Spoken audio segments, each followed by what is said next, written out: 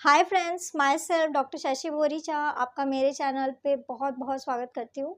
आज मैं आपको एक कंडीशन एक्सप्लेन करूँगी जिसका नाम है कैल्सिफाइड थायराइड नोड्यूल्स। मैं आपको बताऊँगी कि ये क्या होता है, इसमें क्या क्या सिम्टम आते हैं, इसके कॉज क्या है और साथ ही साथ कुछ होम्योपैथिक मेडिसिन जो आप इस कंडीशन के लिए यूज़ कर सकते हैं।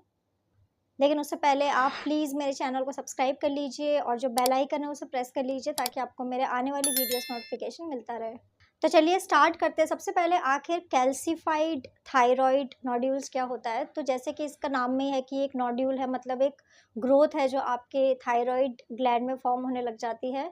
और कैल्सिफाइड है मतलब इसमें कैल्सिफिकेशन हो रहा है। अगर आपकी बॉडी में कैल्शियम का लेवल बढ़ रहा है किसी भी रीज़न की वजह से, अगर आपकी बॉडी में कहीं पे कैल्शियम इकट्ठा हो रहा है, एक्यूमुलेट होता है, तो उसी कंडीशन को कैल्सिफिकेशन कहा जाता है। तो इसमें पर्सन का जो थायराइड ग्लैंड है उसमें कैल्सिफिकेशन हो रहा है, कैल्शियम के साथ साथ कई सारे मिनरल्स वहाँ पे एक्यूमुलेट होकर एक नोड्यूल फॉर्म कर रहे हैं।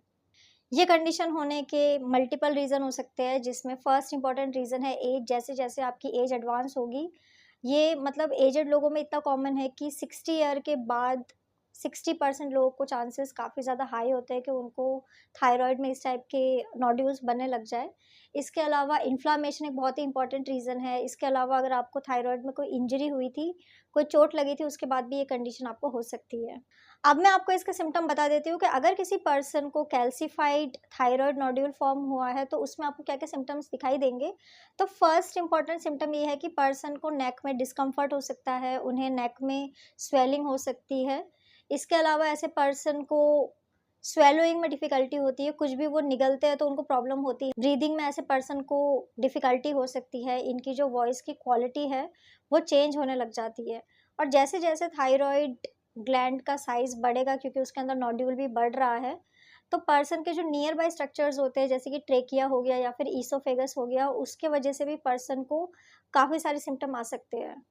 अगर किसी पर्सन के थायराइड में कैल्सिफिकेशन होता है तो उनको टेम्परेचर रेगुलेशन से रिलेटेड काफ़ी सारे सिम्पटम आते हैं, जैसे कि पर्सन को बहुत ज़्यादा स्वेटिंग होने लग जाएगी, फ्लैशेस फील होने लग जाते हैं। कई बार ऐसे पर्सन को बहुत ज़्यादा कोल्ड भी फील होता है।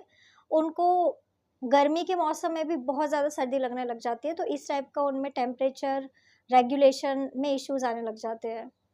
अब मैं आपको इसके कॉज़ बता देती हूँ कि आखिर क्या रीज़न है किसी पर्सन को थायराइड में कैल्सिफिकेशन होने का। तो इसका फर्स्ट इम्पॉर्टेंट कॉज़ है एज।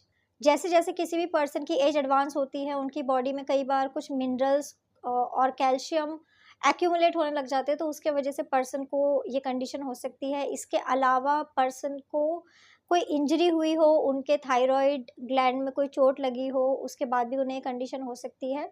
कई बार इन्फ्लामेशन एक बहुत ही इम्पॉर्टेंट रीज़न है। अगर किसी पर्सन को रिकरेंट इन्फ्लामेशंस हो रहे हैं, कोई इन्फेक्शन के बाद उन्हें इन्फ्लामेशन होता है, तब भी उन्हें कंडीशन हो सकती है। जेनेटिक एक बहुत ही इम्पॉर्टेंट रीज़न है। अगर आपकी फैमिली में किसी को ये कंडीशन हुआ था तो आपको होने के चांसेस भी काफ़ी ज़्यादा बढ़ जाते हैं। अब मैं आपको कुछ होम्योपैथिक मेडिसिन बता देती हूँ जो आप इस कंडीशन के लिए यूज़ कर सकते हैं। तो मेडिसिन जैसे कि आप ब्रोमियम 30 मेडिसिन का यूज़ कर सकते हैं, आप आयोडम 30 मेडिसिन या फिर आप लेपिस अल्बा 30 मेडिसिन का यूज़ कर सकते हैं। ये सारी की सारी मेडिसिन आपको 4-4 ड्रॉप दिन में 2 बार डायरेक्ट अपने टंग के ऊपर यूज़ करना होगा। सो फ्रेंड्स, ये था कैल्सिफाइड थायराइड नोड्यूल। मैंने आपको बताया कि ये क्या होता है, इसमें क्या-क्या सिम्पटम आते हैं, इसके कॉज़ क्या है और साथ ही साथ कुछ होम्योपैथिक मेडिसिन जो आप इस कंडीशन के लिए यूज़ कर सकते हैं। तो अगर आप किसी भी कंडीशन के लिए मुझसे कंसल्ट करना चाहते हैं, तो आप मुझे मेरे व्हाट्सएप नंबर पे मैसेज कर सकते हैं, मैं आपको रिप्लाई करूँगी। तो अगर आपको मेरा ये वीडियो यूज़फुल और इन्फॉर्मेटिव लगा हो तो आप प्लीज़ इसको लाइक कर दीजिए और साथ ही साथ आप मेरे चैनल को सब्सक्राइब कर लीजिए और जो बेल आइकन है उसे प्रेस कर लीजिए ताकि आपको मेरे आने वाली वीडियोज़ का नोटिफिकेशन मिलता रहे। तो आज के लिए बस इतना ही। Thank you.